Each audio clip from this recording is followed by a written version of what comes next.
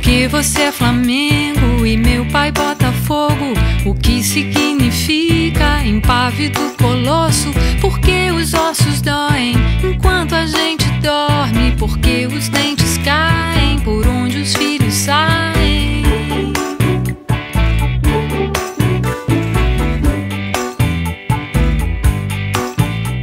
Porque os dedos murcham quando estou no banho. Porque as ruas enchem quando está chovendo.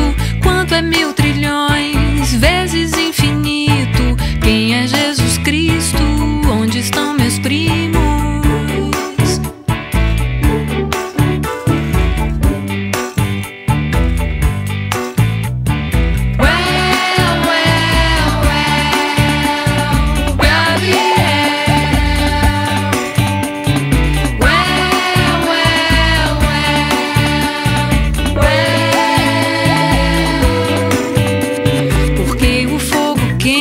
Porque a lua é branca, porque a terra roda, porque deitar agora, porque as cobras matam, porque o vidro embaça, porque você se pinta, porque o tempo passa.